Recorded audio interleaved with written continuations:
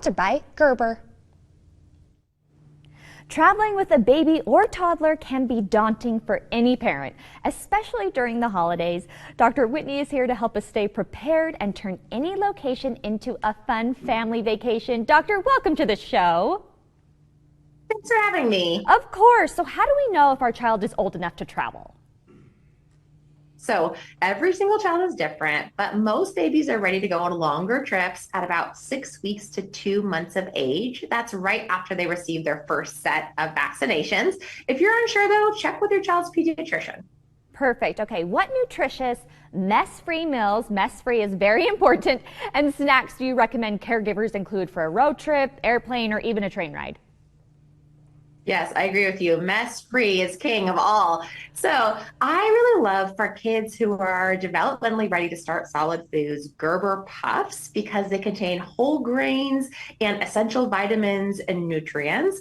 I also love Gerber pouches because they're made with real fruit and contain superfoods like blueberries. So parents can know that they're feeding their children delicious, nutritious options, but without the mess, without the preparation, and with way fewer headaches along the way. There you go. Easy snacks that are nutritious. Now let's talk about toys. What toys do you recommend for consoling infants and toddlers? Yes, so for the littlest babies, things like teethers or rattles are a great option because you can clean them easily if they inevitably fall onto the floor or between the seats. And also they're easy to pack. They're nice and easy to contain. For the older kids, things like plushies or loveys are a great option because they provide some comfort and sense of normalcy for those kids. A lot of times you feel a little disoriented when you're on a trip, even as an adult. Also, they can help if they're experiencing any pain as they're ascending on the airplane or if they're descending. So those are some great options for kids. Amazing ideas. Okay, how can someone manage their little one's sleep schedule and feeding routine during travel?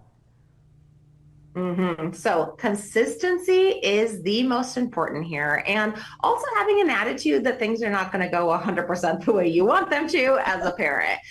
When you are traveling, especially if you're going from one time zone to another, making sure that you keep your child on the same sleep schedule as much as possible. So have them fall asleep at the same time and wake up at the same time. And then also, if you're going to have your child be in a portable crib, try to have them be in that crib a couple nights before you actually leave for the vacation, so that way they're already used to the environment.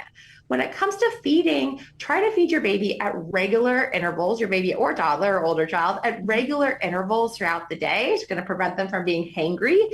Give them foods that they're familiar with. And one of the best things that I love about Gerber is that they're very intentional about making sure that they have proteins, iron-rich foods, whole grains, fruit, vegetables. So you can really feed your child the rainbow in a way that's not going to be a huge inconvenience and you're going to feel really proud about.